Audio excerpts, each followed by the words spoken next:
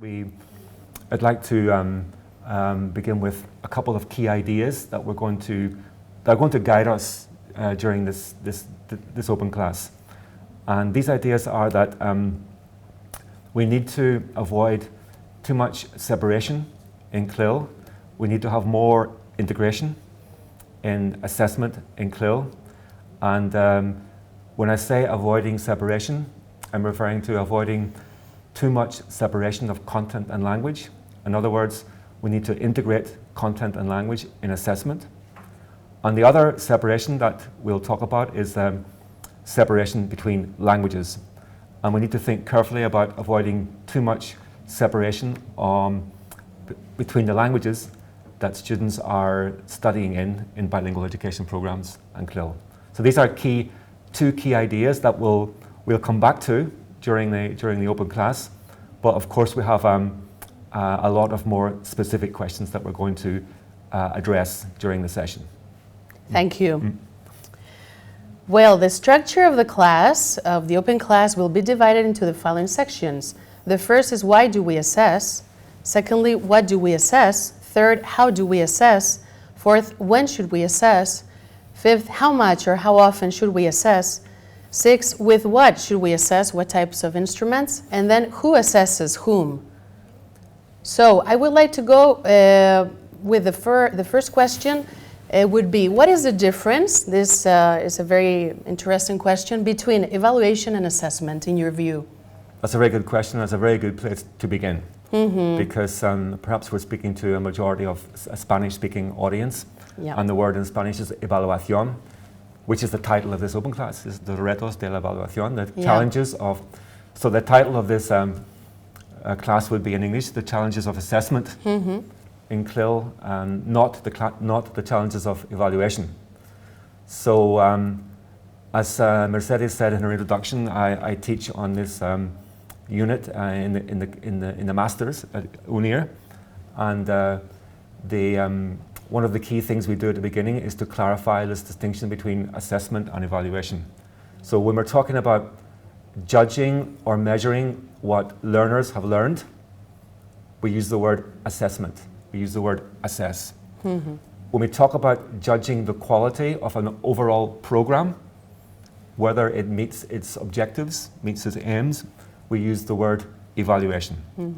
So it's important for this whole session, for this whole class, to bear in mind that to remember that we'll be using the word assess and the word assessment to talk about different ways in which we measure the learning of the learners in our classes. Thank you. And what are the purposes of assessment, Tom? That's something that we need to be very, very careful about. We need to think about why, at any moment, why we are assessing our students. We might assess students even before they begin a course or at the very beginning, just to see what they know, so we know what to teach them. Yeah. That would be a diagnostic type of assessment. But more important, I think, is the distinction between two types of assessment, formative and summative. So formative, we need to be clear about whether we are assessing the students in order to give them feedback that's going to help them to improve before the end, before it's too late. Before it's too late, yeah. And also it's going to help us perhaps to change something in the way we teach. Yeah? So this is formative assessment. In a way, it forms the students. It gives them a chance to get feedback and to improve what they're doing. The other type of assessment is the assessment we do often at the end of a course, but not necessarily at the end, in order to give the students a final grade or a score. And that's a kind of a summary of what they have learned. That's why we call it summative assessment. So I think the question that you asked, Mercedes, about what is the purpose of assessment or why we are assessing, I think the main question that we have to ask ourselves as teachers is my main purpose formative or summative? And then from there, you take the next steps. Yeah, very interesting. And speaking about assessment, this is a great problem. As a CLIL teacher, how can I assess in a balanced way content and language? This is the big question. That's a big question. That all CLIL teachers in bilingual education ask, and which many teachers are anxious about. The whole session could be about this question, actually. I imagine. Yeah. And this is very much related to the two big ideas that I stated at the beginning of the session about this idea of separation. If we are using CLIL, which is a content and integrated That's the type key of word, learning, integrated. integration Integration is the key word. So if we, on the one hand, are assessing content as if content can exist outside of language, which is impossible, when we need language to be able to express content, or on the other hand, to assess language separated from the content, in, for example, isolated sentences or grammar mistakes, then we're not really doing CLIL assessment. So I think this question will be answered in this session in different parts, but as an initial answer is that we need to find ways of focusing on the language which is essential and necessary to expressing the content, and assess, and when we assess that language, we are actually really assessing content. So maybe when we answer other questions during this session, you will hear some examples of how this could happen, okay? Yeah, but in general, I think we need to avoid this artificial separation of content and language. Content on one side and language on the other. Okay, now another question is, do we have to assess in a different way depending on the subject we're teaching? It's a very good question, and it's easy to think that, for example, it's quite different to assess mathematics and history. I think if you're a maths teacher, how do you assess your students? Or if you're a history teacher or a science teacher? So I think obviously there are differences between the ways that we assess students in different subjects. But there are also many techniques for assessment which are in common between subjects. For example, you could use a multiple choice test in any subject. As a teacher, you can think of some questions and 4 answers, A, B, C, and D. And it could be in history, it could be in mathematics. So I think while there are some differences, I wouldn't like to exaggerate those differences. I think we can learn techniques for assessment which we can adapt to different subjects. Yeah, I agree. And should we assess, because this happens very often in Spain, should we assess the same concept once and again? I'm tempted to say yes, in the sense that maybe not so much assess it again and again, but at least teach it again and again. So I think studies in the psychology of learning show that we learn things better if we space them out over time, rather than if we try to concentrate all the learning, say, in 1 week. Okay, so if we space the learning and the practice out over weeks or maybe months, and we give students activities which are like little tests which ask them to recover or retrieve the information quite frequently, that's much better than trying to concentrate all the learning and teaching of a topic in a short period of time. So I think basically the answer to the question is yes, we could teach the same topic or area or concepts again and assess them, but assess them formatively. I don't mean by, for example, if I teach something 2 weeks ago and then we go back to it in the class and I give the students a little test which asks them to remember what we taught, I don't want to frighten them by giving them a test that's going to say you're going to pass or fail. Or too many tests, because otherwise, But this is an activity, it's an assessment activity, but it's a formative assessment activity. Practical. It's to give them a chance to practice and to to see what they know, what they can remember about this. And therefore to consolidate the knowledge, which at the end is the main purpose. Yeah. So it's assessment, and that's another term that's very popular. It's assessment for learning. Not assessment of learning. It's assessment which is going to promote and encourage them to learn and to consolidate, as you said. Interesting. And how could we assess the students without them being aware, so they don't have so much pressure when they are assessed? Yeah, this is something that's in the module that I teach. So if anyone ever does it or is doing it, we mentioned something called on-the-fly assessment. Doing something on the fly is you do something without other people realizing that you're doing it. So very often, in reality, we are, or we should be, assessing the students all the time. So we give the students some activity to do. They're doing the activity in the classroom, and we are walking around the classroom looking at what they're doing, and we may be thinking very carefully about what they're doing. We might even be taking a few notes. And so we really are assessing them. We're checking how well they're doing this activity in order to give them feedback. They don't realize they're being assessed. We don't say, we're going to do a test now, or they don't feel it under pressure. The word test. The word test or exam is going to make them nervous. Although sometimes it can be useful to use the word test or exam to get students to concentrate and take something seriously. But if we're doing this kind of what we call on the course I teach, we call it on-the-fly assessment. We are doing it without them knowing that they're being assessed, and that means that we can really get the chance to observe what they're doing and gather information that we can use to give them feedback, specific feedback on any problems, for example, that we can see.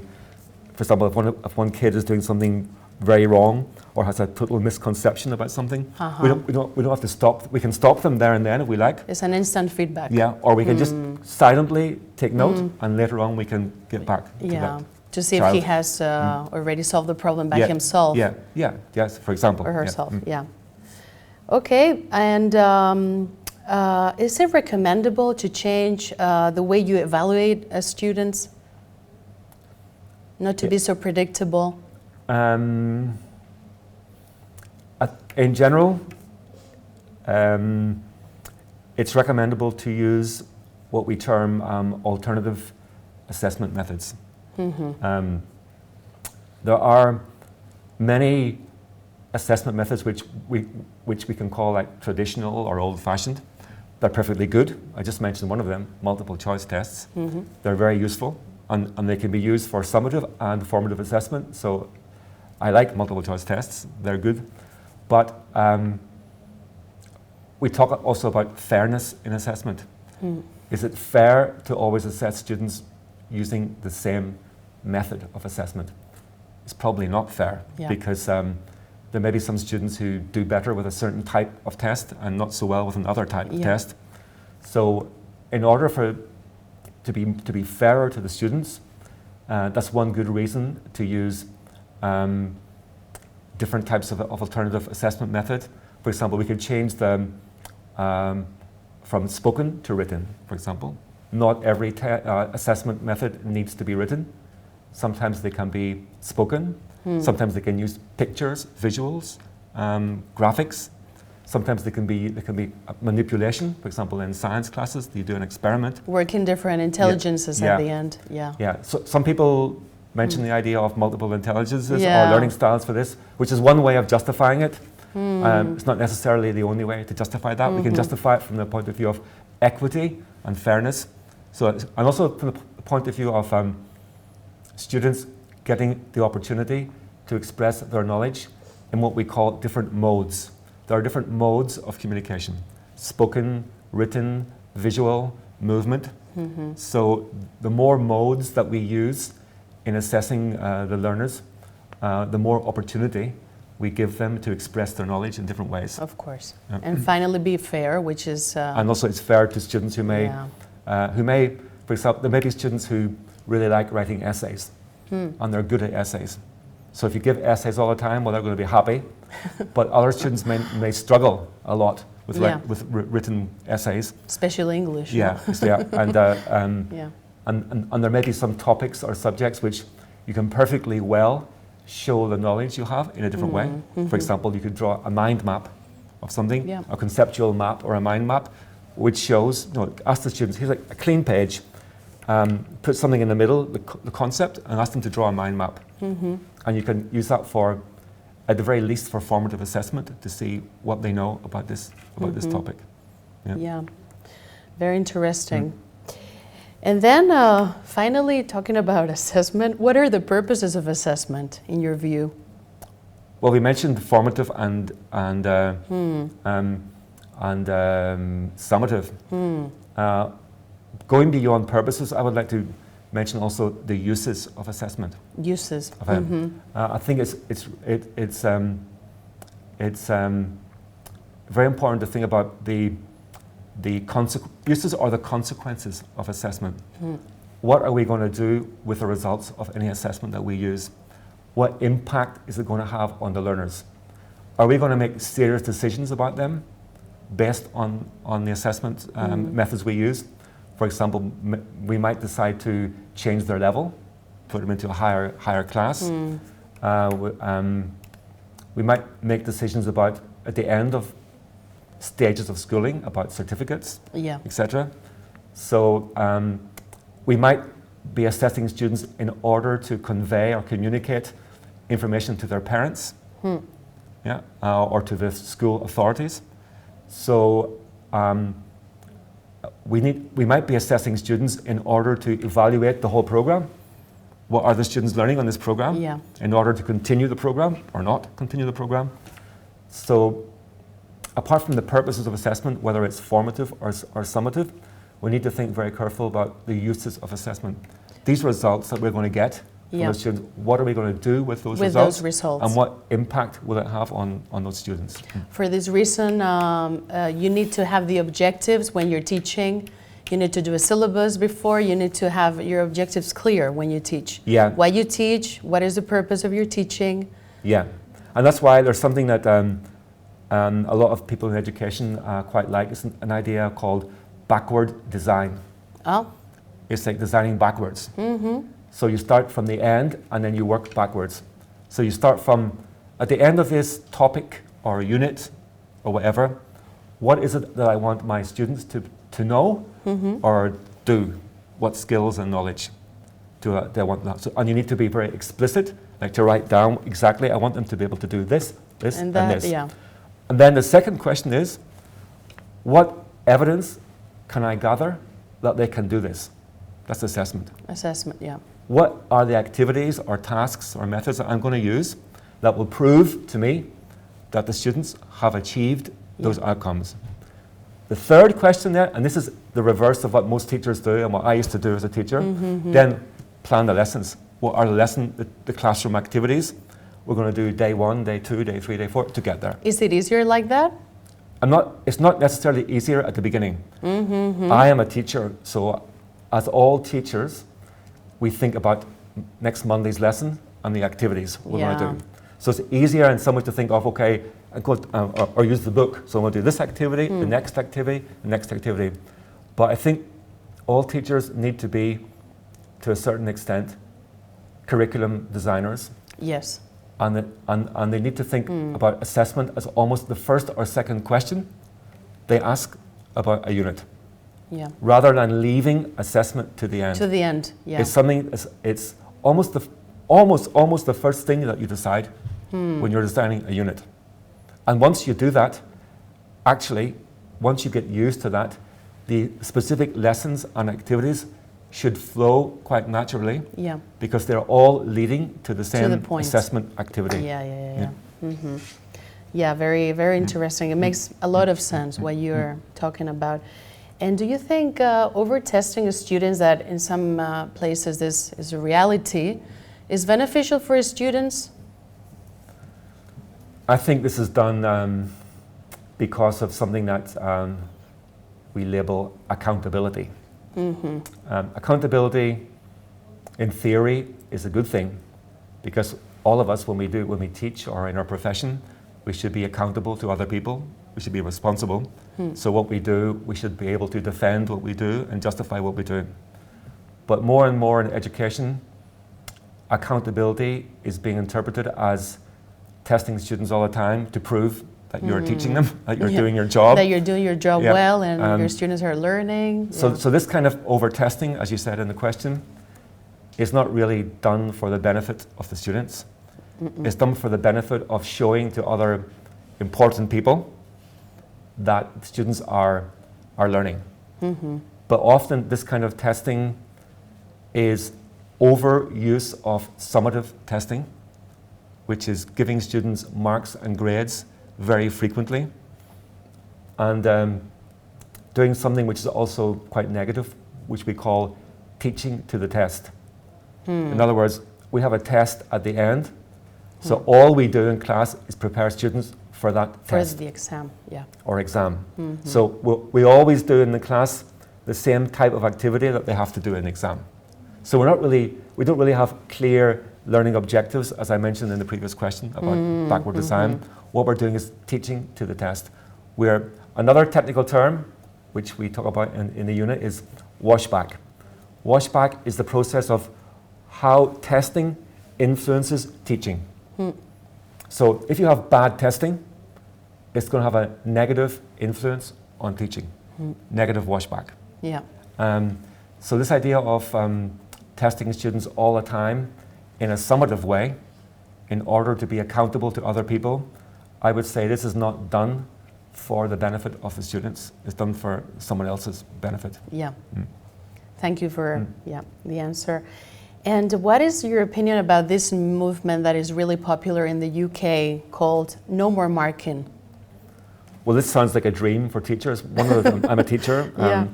People who are watching are teachers, and one of the things that we spend a lot of our time doing is marking. And it's not the part of teaching that I look forward to. I enjoy more preparing lessons and teaching them, whether it's face-to-face or more online like this. But then when I get a big pile of assignments, I'm not necessarily the happiest person in the world. I can understand that too.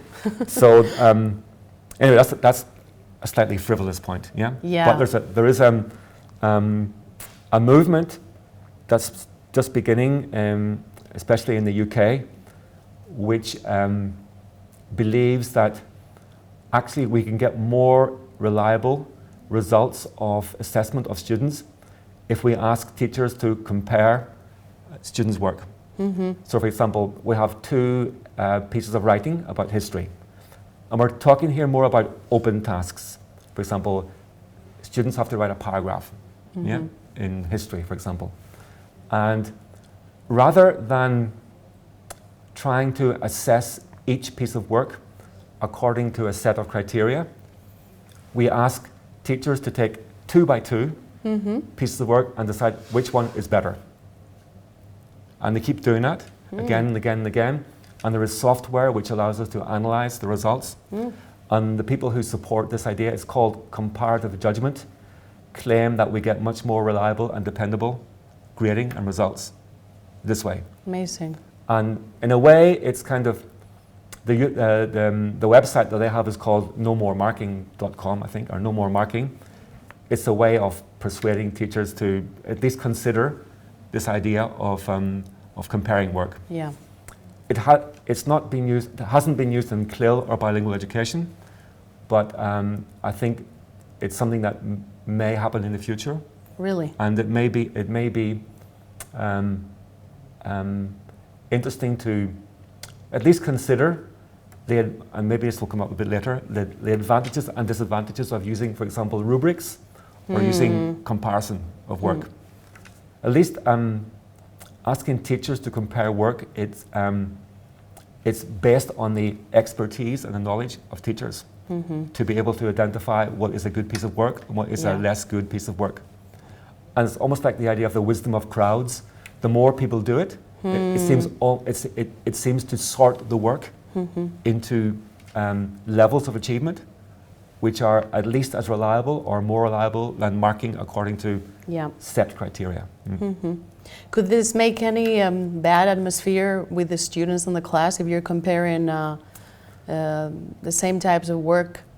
And That's a very good question, some, because it's something that we talk about in the course. We talk about one of the problems with assessment is that when teachers do openly or explicitly compare students, then that can have a damaging effect on their self-esteem. Yeah.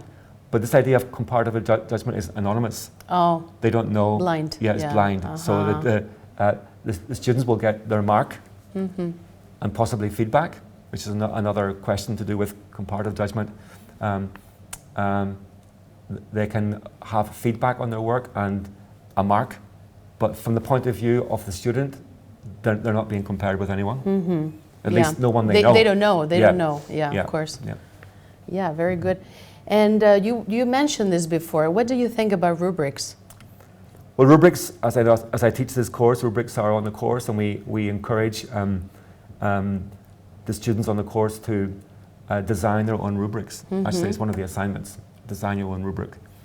And even at that level, it's a very good exercise, because if you design a rubric, it means you have to think very clearly about what your objectives are for any learning outcome or activity. Yeah.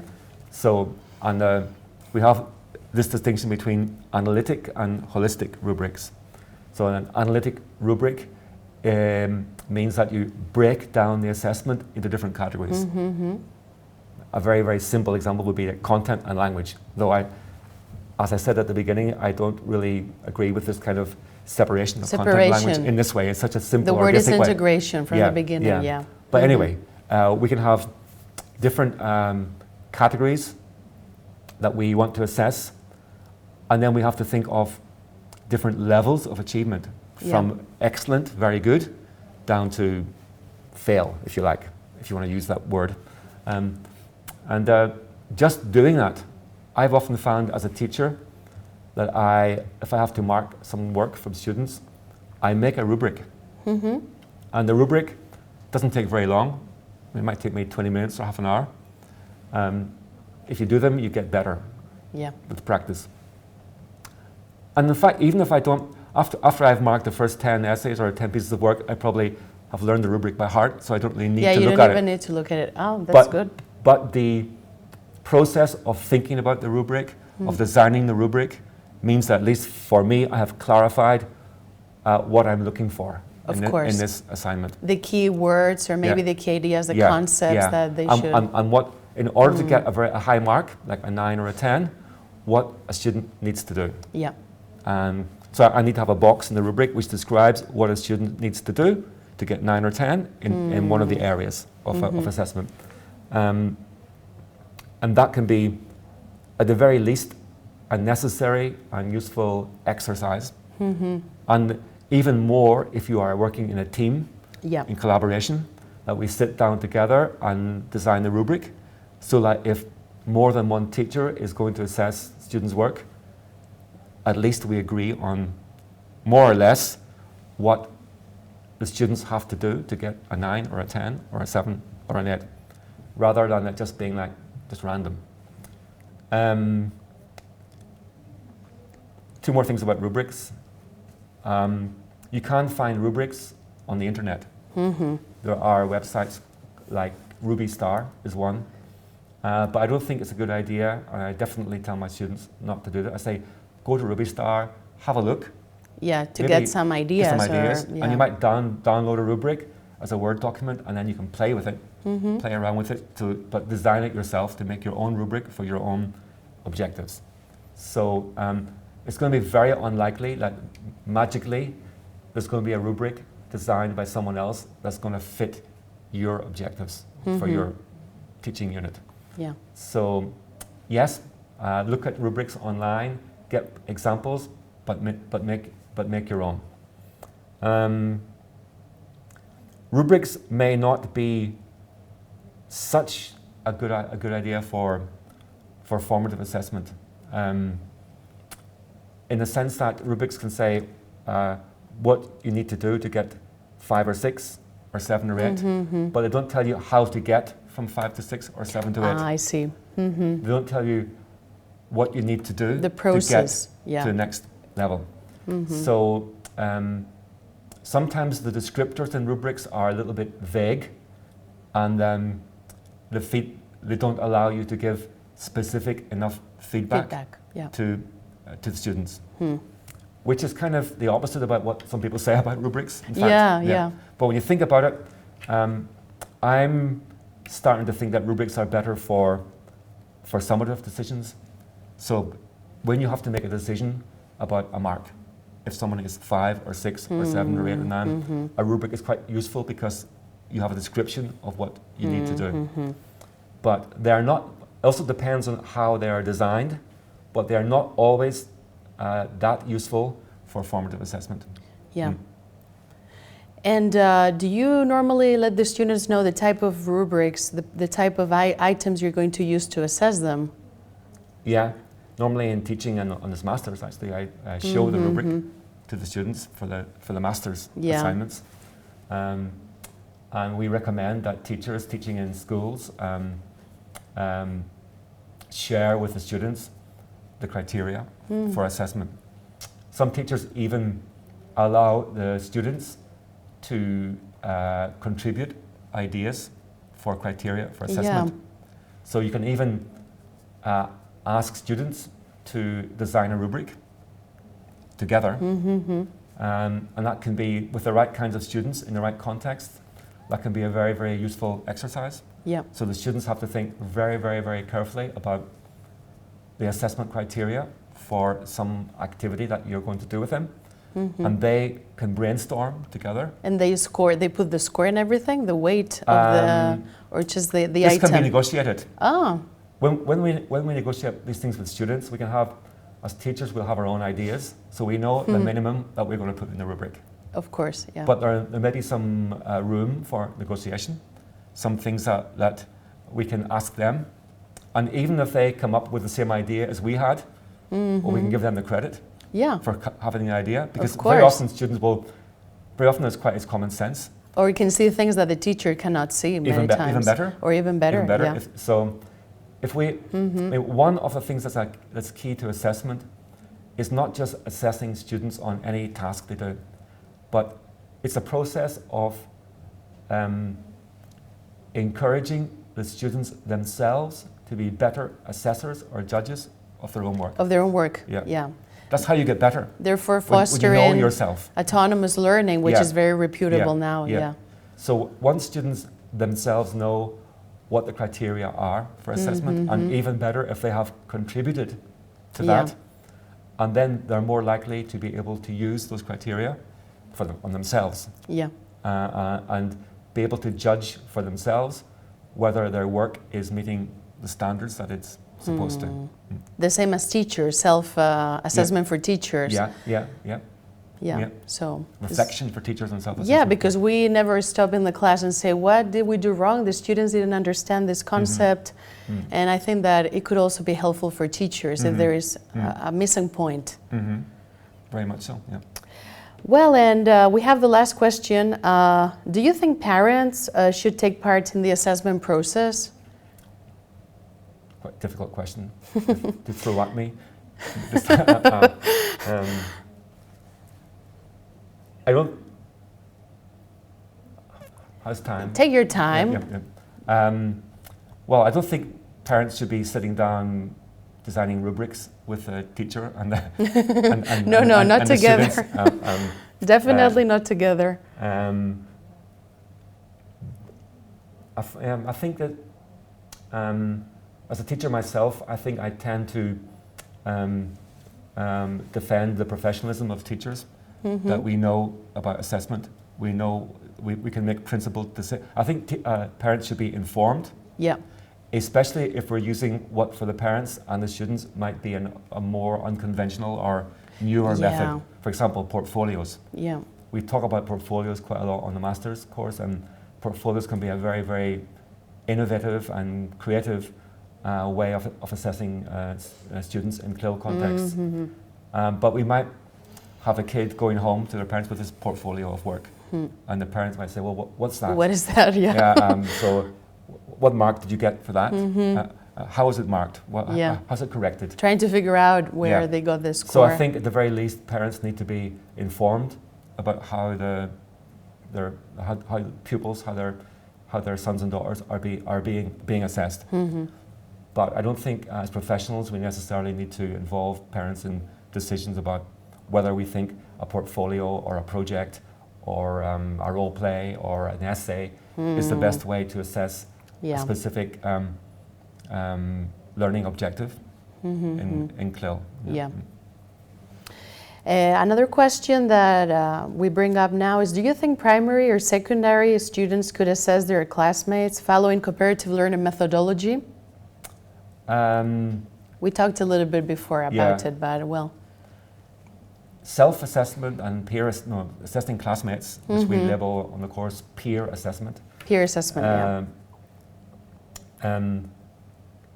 can be attractive, but it needs very, very careful preparation and groundwork. If we want to involve students in assessing other students, it's better not to do this at the beginning with any kind of what we call high stakes testing, where a lot is depending on the test. And the second thing is that we need to prepare. I said earlier that we need to encourage or foster this idea of students being better judges of their own learning and their classmates' learning. But this is a gradual process and it needs training to do. So I wouldn't advise that anybody suddenly starts self-assessment with their classes, but they have a very clear and gradual approach to it. It's incremental.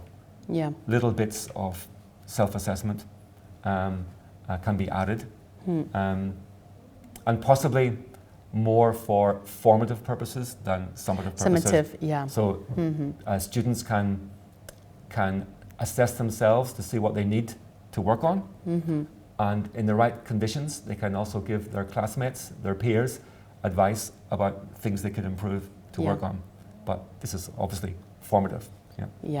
And it's a lot of time. I imagine that teacher training, student training, getting used to the process. But which I think is worthwhile, because this is also contributing to this idea of the students being able to be better judges of learning.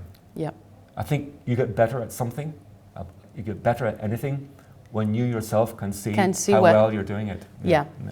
That's for sure. And this is really the last question we have, and then we can go through the questions that you made in the chat. Do you think teachers, this is a very even risky question, do you think teachers should be assessed on a regular basis? I think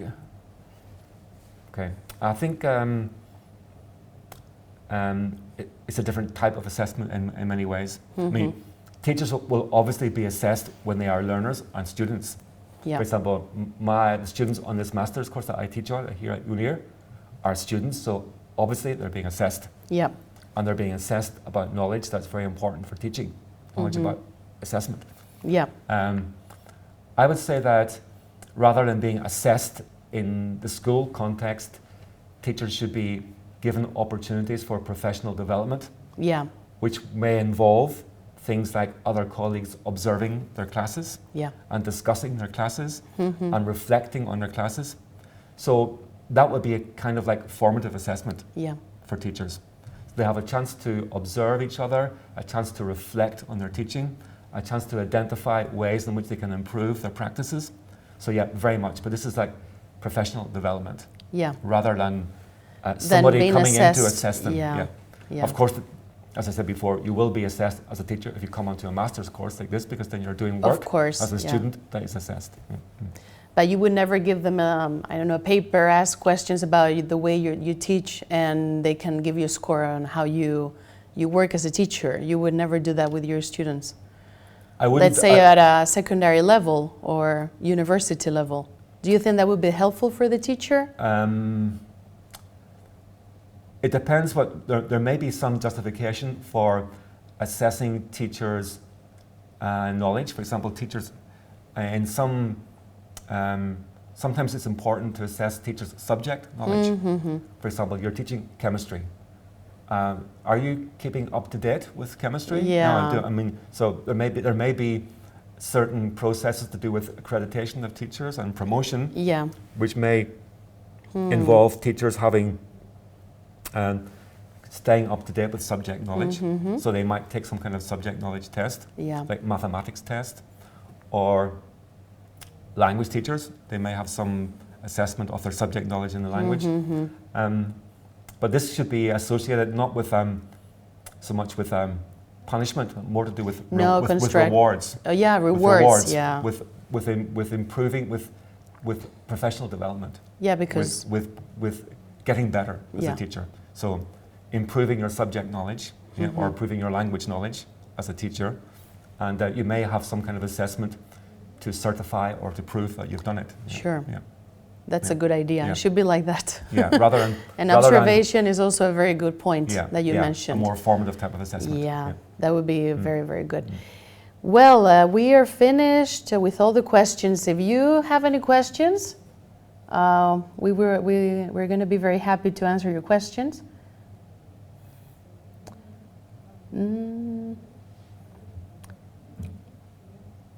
There are not many questions, are they, in the chat?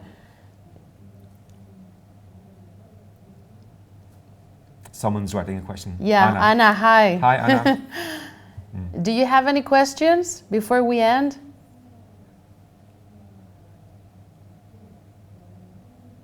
I just want to respond to I think Monica's comment. If families take part, they will understand and take notice of the results. It's a good point, Monica, that if families are involved and informed about assessment, especially as I said earlier, if you're using a new type of assessment for them, Yeah. and then if the results are positive, well, the families are going to be much more supportive of that type of assessment. So that's an interesting comment. Anna is asking, will you allow students to express themselves in their mother tongue? This is a big question. Thank you, Thank you, Anna. for asking this question right at the end. Something that is becoming more and more of a big issue is that, in fact, the question is very timely because it allows me to finish with the second of the two big ideas. The first big idea was avoiding this artificial separation of content and language. Yeah. But more and more people are starting to say we should also avoid this artificial separation of languages and avoid CLIL becoming a kind of monolingual form of education. And there are options in something that more and more people are referring to as translanguaging.